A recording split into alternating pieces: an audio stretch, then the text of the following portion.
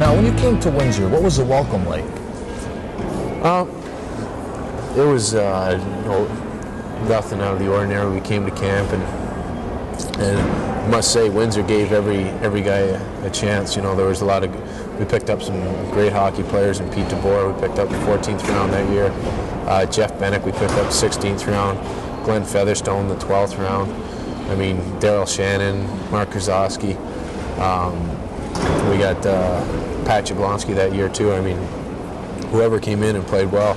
I mean, for instance, last year Jim Revenberg came in and was inspirational in camp. He worked real hard, showed a great deal of heart, and he made the team. And Tommy's that way, if you want to play and you want to work hard and give it your best, and lead by example in that, then you're going to be in Windsor, because it's a small rink and it doesn't necessarily cater to the most skilled players, but rather the hardest workers. And although I wouldn't say that we didn't have a talented team last year with the likes of Kelly Kane and Mike Wolak and Darren Shannon, Daryl Shannon, I mean, the list goes on, but it also helped to have the bumpers and grinders too. Yeah.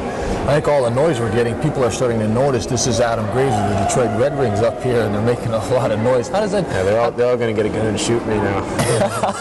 How does that make you feel? All that publicity, and everyone knows you and sees your face. Oh, they're just looking and saying, "Oh God, that guy's brutal." That guy's brutal. So. I've seen him over there, and they're all laughing. So. Not anything like that. You're just being modest again. When you came here, your first impressions of Coach Tom Webster and Jim Rethen? Tommy, it took a little while to get used to, because he's, you always try to, when you first meet someone, while a coach, if you meet a person, then you're just yourself. Well, you're yourself with your coach, but you're kind of separated because coach is here and the team's here. And I think at first, the first year was kind of separated. Second year was a little more separated, and then he left to go to the Rangers. Last year we were kind of like one, and the team was all one. And I think that's why we were so successful, because a lot of people say, there's lots of talented teams, have all the talent in the world, but if you can't become one as a unit, and that includes the coach too, because like I said, a lot of teams, coaches on one side of the fence, players on the other, and you can't have it that way and be successful. Yeah, you were picked #1 in the OHL midget draft. A lot of pressure put on you. How'd you cope with that?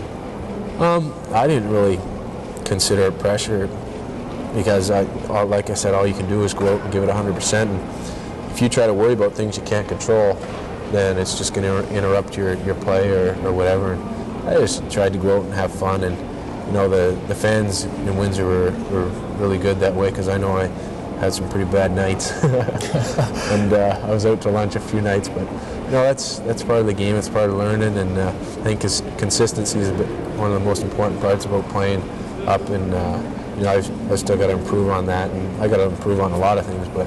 I mean, that's something that is tough for a rookie in the OHL, is to come in and play consistent for 66 games throughout the year, whether it's on the road, at home, or whatever, take care of your schooling and everything else.